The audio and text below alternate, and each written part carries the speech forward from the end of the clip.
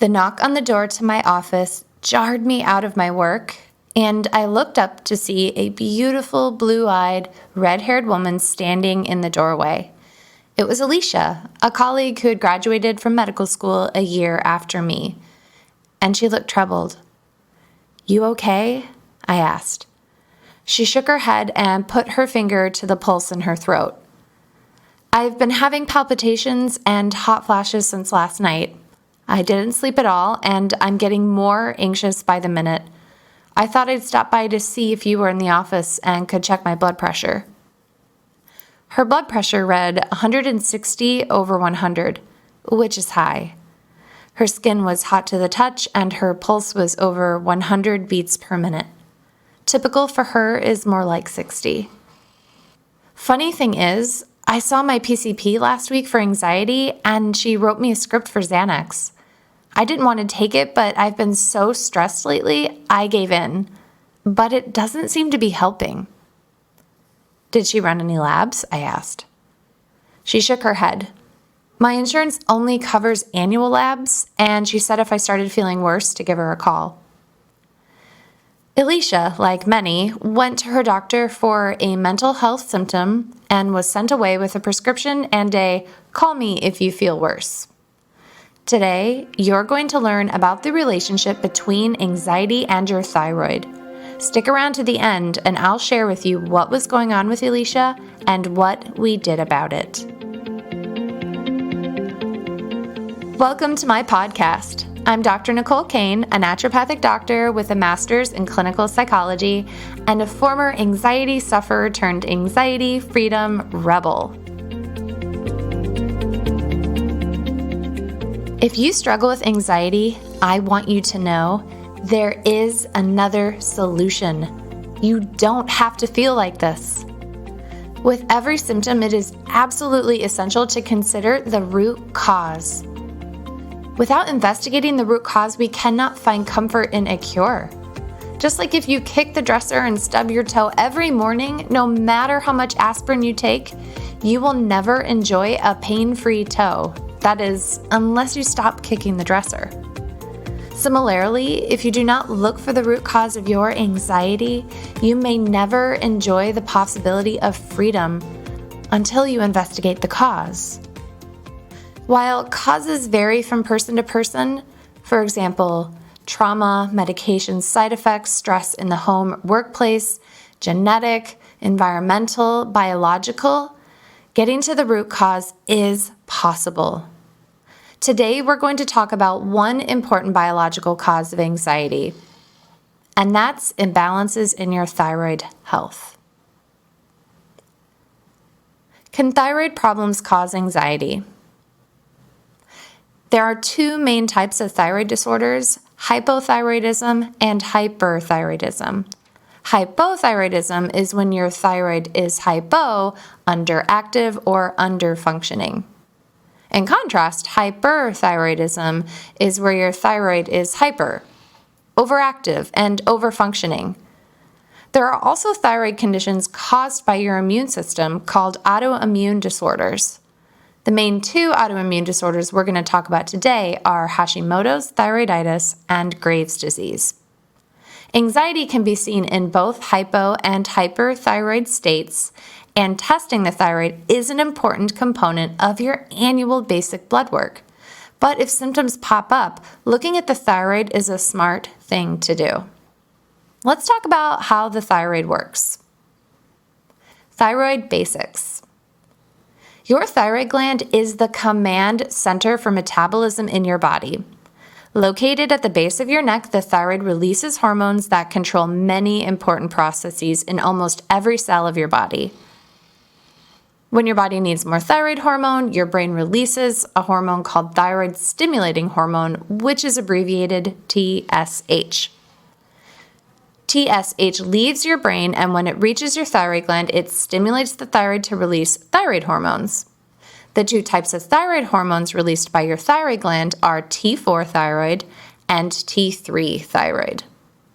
99% of your total T4 thyroid is bound quite tightly to a protein, and it is not very metabolically active.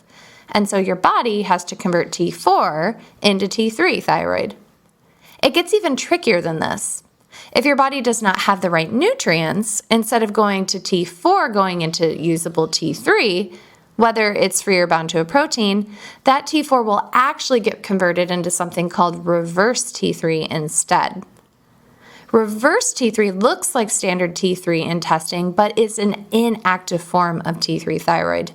And therefore, unless we test them separately, we do not actually know if you have enough active thyroid hormone to be healthy. And this means that your T3 thyroid test can look perfectly normal and you could actually have a thyroid problem. Thyroid testing. A thorough thyroid panel should include the following tests. TSH.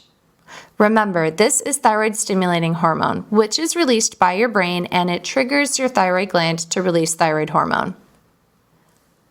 Free T4. Released by your thyroid gland, T4 is mostly inactive and it's bound to a protein and it gets peripherally converted into active free T3 thyroid for your body to use in a healthy state. Free T3. Also released by your thyroid gland or made by converting T4 into T3, this is usable and active form of thyroid. And finally, the panel should include reverse T3 because remember, reverse thyroid or inactive thyroid hormone can be made from T4 if you don't have the right nutrients or if your cortisol stress hormone is really high. The nutrients that your body needs in order to make regular T3 especially include iodine, selenium, and zinc. And if you don't have enough of this, you're going to end up with high reverse T3. Many doctors only order TSH when doing general labs, and if TSH is abnormal, they will do what is called a reflex to T4.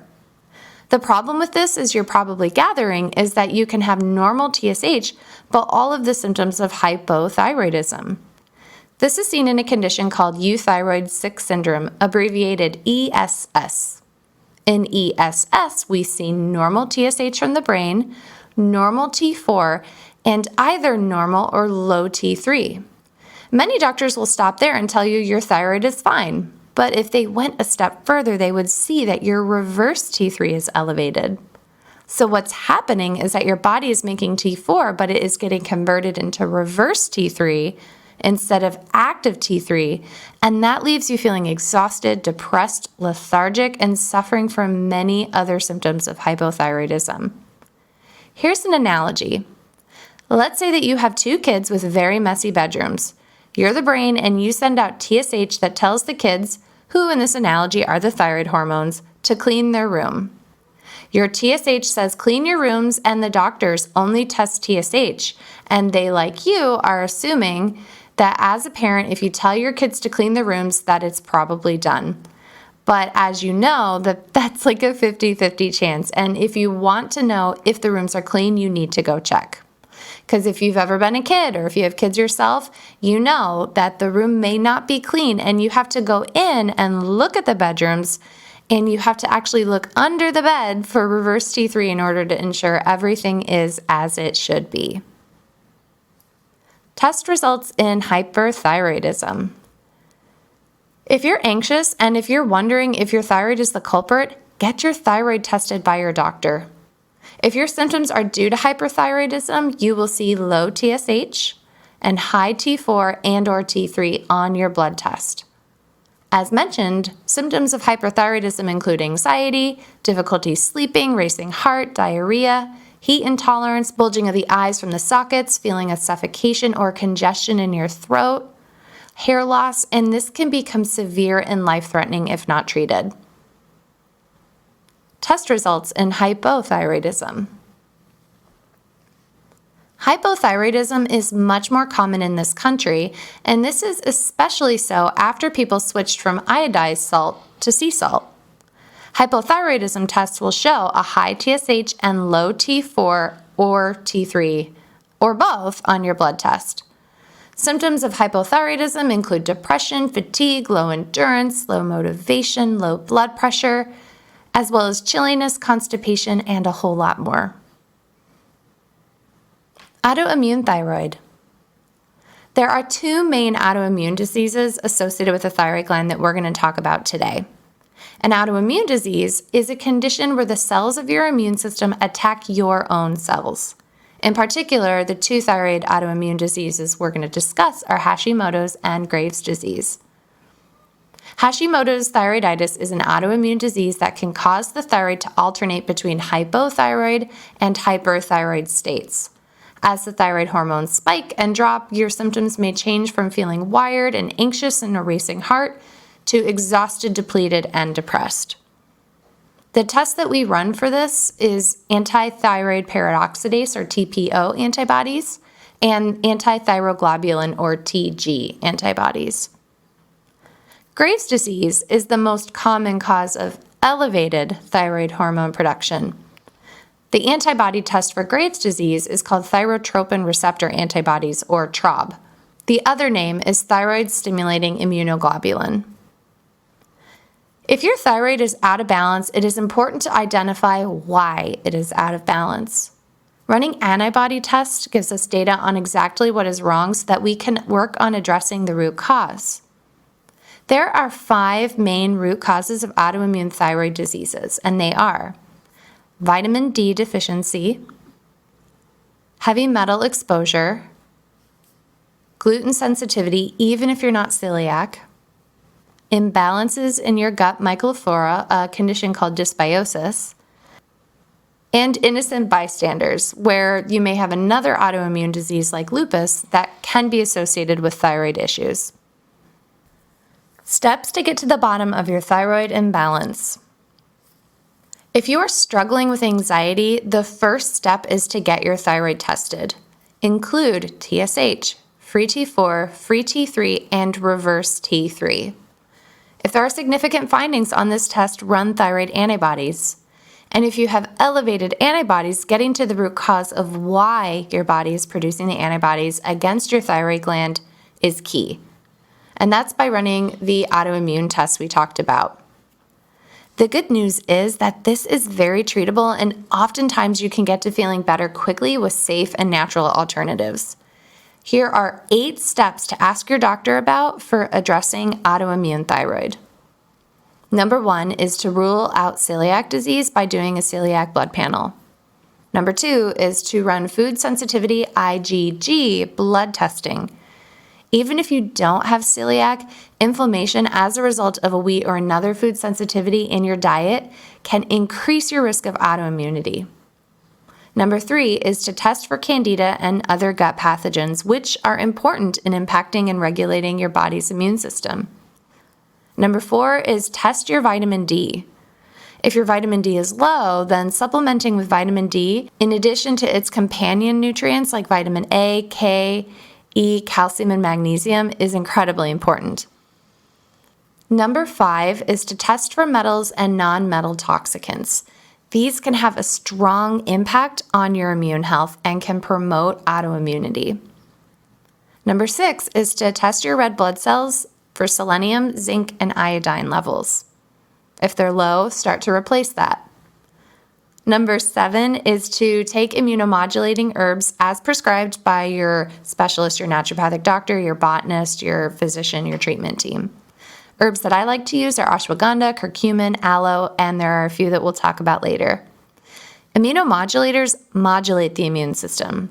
If the immune system is overactive, it'll bring it down, and if your immune system is underactive, that will bring them up. And number 8 is to take appropriate supplements based on your body's particular needs. Replenish deficiencies, give your body what it needs for thyroid health in particular. Also, replenish what might be missing for anxiety. Look at what's going on with your GABA. Look at what's going on with cortisol. Make sure that you're treating your entire body, your whole person approach. What can you do to improve the health of your thyroid? A happy thyroid equals a healthy life. In order to optimize the health of your thyroid gland, we need to be mindful of what is health promoting and what is health robbing. Here are some herbs and supplements that your thyroid loves: selenium, zinc, magnesium, vitamin B12, antioxidants, withania, guggul, ginseng, bacopa, curcumin, and ashwagandha. These are the top herbs and supplements that your thyroid adores. Thyroid nourishing treats. Your thyroid loves oats and kelp, seaweed, artichokes, onions, garlic, Swiss chard, egg yolks, lecithin, sesame seed butter, turnip greens. Your thyroid loves probiotics. They're happiness for your bodies. Eat fermented foods like sauerkraut, coconut yogurt, and kimchi. And then avoid thyroid food foes. Avoid foods with artificial ingredients, preservatives. Avoid simple carbs and sugars. Avoid corn syrup, high fructose corn syrup, and all the other synonym names they came up for that. And tip, if you look at the ingredients on your label and you cannot pronounce a word, it's probably not good for you. Do you remember Alicia from the beginning of this podcast? Let me tell you what happened. We ran a TSH, a free T4, free T3, and a reverse T3. Because of the severity of her symptoms and for speed's sake, we also threw in her thyroid antibodies. Her results came back showing her TSH was extremely low, her free T4 was high, and her free T3 and reverse T3 were also elevated. She also had extremely high thyrotropin receptor antibodies, and she was diagnosed with Graves' autoimmune thyroiditis. The typical treatment for Graves' hyperthyroidism is radioactive iodine or surgical removal of the thyroid gland. But Alicia opted to try an alternative approach first. She promised her endocrinologist that if her symptoms were not improving in 48 hours, and if her blood tests were not 30% improved in 2 weeks, that she would consider more invasive treatments. Reluctantly, her doctor agreed with her proposal. Alicia followed a protocol that included nutrient support. She cleaned up her diet, took immunomodulating botanicals, a homeopathic remedy, and did daily hydrotherapy treatments. Within 24 hours, her palpitations had stopped. She got a good night's sleep. Within 48 hours, her anxiety was 50% better. And within a week, the heat intolerance and hot flashes had stopped. She went back to her endocrinologist who retested her antibodies, and they found that they had dropped by 80%. Her blood pressure was 120/70, much better, and her pulse was back to 70 beats per minute, much better. Pleased with her progress, her endocrinologist told her to keep up what she was doing and to schedule a follow-up for 6 months out. Your body is designed to heal. If you fall off your bicycle and scrape your knee, without you even thinking about it, your body will heal that scrape by setting off a complex cascade of events involving your platelets, your immune system cells, and other clotting factors. Why then would we assume that your immune system cannot re-regulate itself? Why would we assume that your neurotransmitters, your hormones, your body, your brain, and your anxiety cannot heal itself?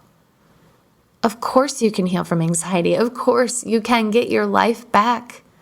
Alicia, a physician herself, worked as a team with her specialists, and she used the wisdom of conventional and integrative wisdom, and she got her life back. Had she accepted the pill for an ill model and just taken the Xanax and called if she felt worse, she would be in a seriously different place right now. What have you been accepting as status quo?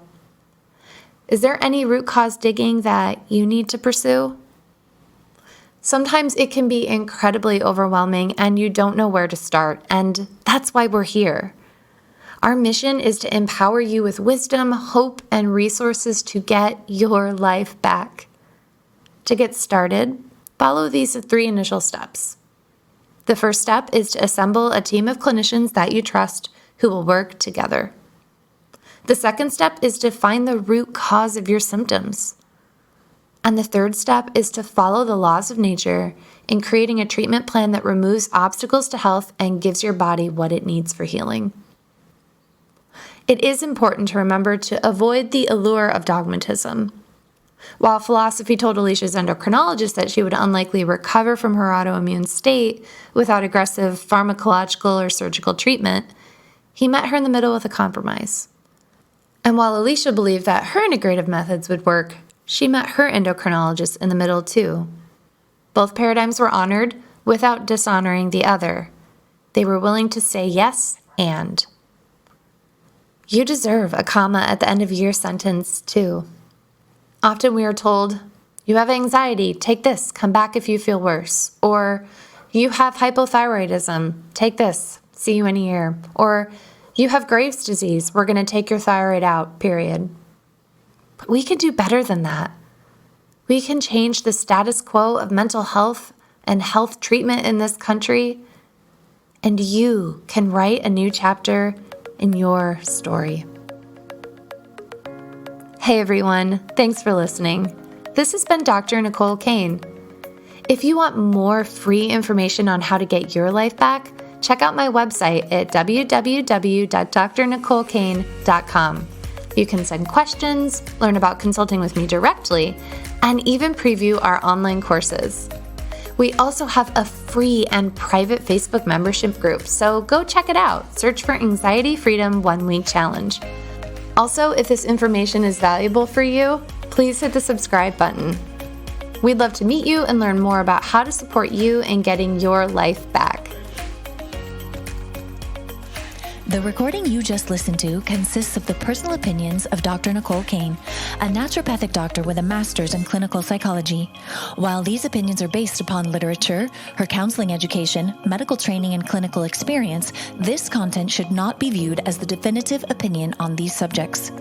Listening to this podcast is not a substitute for any sort of medical, psychological, or other form of treatment. If you are in a crisis, please call 911 or call the National Suicide Prevention Line at 1-800-273-8255. If you're in need of counseling, don't hesitate to make an appointment with a counselor in your area. Dr. Nicole Cain is so passionate about people getting their life back. If this resonates with you and you think this podcast would help someone you love, please share it with them. Stay in the conversation with Dr. Nicole Cain about writing the next chapter of your life so that it plays out just the way you want it. Explore your options for working with her at www.drnicolecain.com. That's Dr. Dr. Nicole Nicole Cain Cain.com. When you're there, be sure to take advantage of the free Anxiety Freedom 1 Week Challenge. We look forward to seeing you on the next episode of the Get Your Life Back podcast. Here's to your next chapter.